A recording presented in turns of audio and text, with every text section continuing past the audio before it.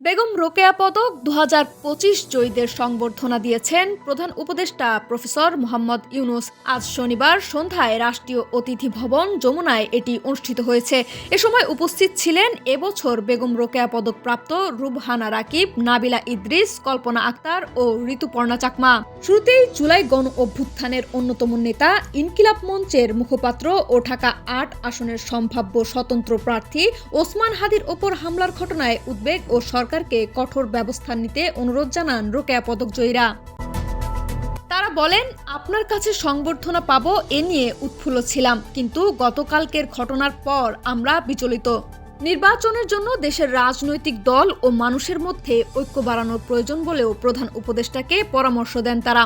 প্রধান উপদেষ্টা বলেন, পূর্ব পরিকল্পিতভাবে এই হামলা চালানো হয়েছে। আমি পরিবারের সঙ্গে নিয়মিত যোগাযোগ রাখছি, নিয়মিত হাদির চিকিৎসার খোঁজ নিচ্ছি। রাজনৈতিক দলগুলোর সঙ্গেও আমার কথা হয়েছে, তারাও সহায়তা করছে। রোকেয়া পদকজয়ী প্রত্যেকের কাছে নিজ নিজ কর্মস্থল ও অন্যান্য বিষয়ে খোঁজ নেন প্রধান উপদেষ্টা।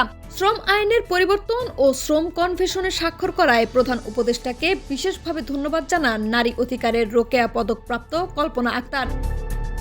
তিনি বলেন, শ্রম আইনের পরিবর্তন ও কনভেনশন দুটি ঐতিহাসিক পদক্ষেপ। এত অল্প সময়ের মধ্যে আপনি এটা করে দিয়েছেন, সেজন্য ধন্যবাদ। তিনি আরও বলেন, গত সরকারের আমলে মামলা দিয়ে আমাকে হেনস্থা করা হয়েছিল। আমার বিরুদ্ধে 14টি মামলা দেওয়া হয়েছে। গুলশানের নাভানা টাওয়ার থেকে চশমা লুটের মতো অবাস্তব ঘটনায় আমাকে আসামি করা হয়েছে। ট্রেড ইউনিয়ন করে শ্রমিক অধিকারের কাজ করে এমন কেউ রোকেয়া পদক পাবে, এটা আগে কখনো কেউ ভাবেনি।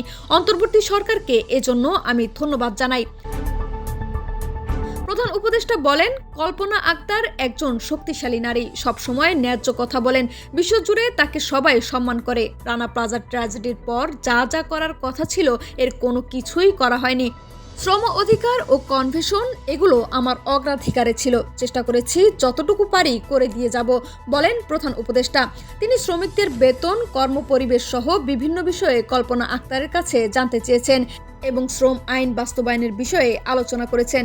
গবেষক ডক্টর রুবহানা রাকিবের কাছে আইসিডিডিআরবির সার্বিক খোঁজ খবর নেন প্রধান উপদেষ্টা।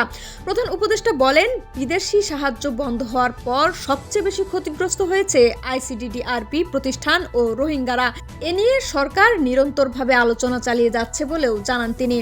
ফুটবলার ঋতুপর্ণা চাকমার কাছেও দলের ব্যাপারে সার্বিক খোঁজ নেন প্রধান উপদেষ্টা। নারী দলের থাকা, খাওয়া, অনুশীলনের ব্যবস্থা, দলে নতুন কোনো খেলোয়াড় আসছে কিনা, যারা আসছে তারা কেমন পারফরমেন্স করছে, এর সব বিষয়ে খোঁজ নেন তিনি। প্রধান উপদেষ্টা বলেন, দেশের সবাই তোমাদের ভক্ত, তোমাকে বহু ছেলেমেয়েরা অনুসরণ করে। তোমাকে সম্মানিত করতে পেরে আমরা আনন্দিত। তোমাকে সম্মানিত করার অর্থ হলো তোমাকে যারা অনুসরণ করে তাদেরও অনুপ্রাণিত করা। আমরা চাই আমাদের ছেলেমেয়েরা আরও অনুপ্রাণিত হোক। মানবাধিকার ক্যাটাগরিতে রোকেয়া পদকজয়ী নাবিলা ইদ্রিসের প্রশংসা করে প্রধান উপদেষ্টা বলেন, তুমি শুরু থেকেই তোমার দৃঢ়তার জন্য প্রশংসিত হয়েছ। মানুষের মধ্যে তুমি সাহস জুগিয়েছ, বহু মানুষকে মানবাধিকার নিয়ে সচেতন করেছ। আগামী দিনগুলোতেও যেন তোমার লড়াই অটুট থাকে।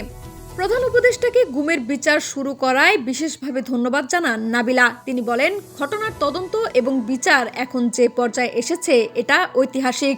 আপনি না থাকলে আমরা গুম ও জুলাই গণহত্যার বিচার দেখতে পারতাম না।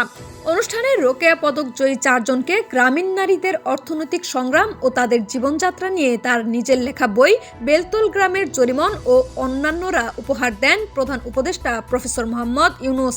সময় নারী ও শিশু মন্ত্রণালয়ের উপদেষ্টা শারমিন এস মুর্শিদ, এসডিজি বিষয়ক মুখ্য সমন্বয়ক লামিয়া মোর্শেদ, নারী ও শিশু বিষয়ক মন্ত্রণালয়ের সিনিয়র সচিব মমতাজ আহমেদ উপস্থিত ছিলেন।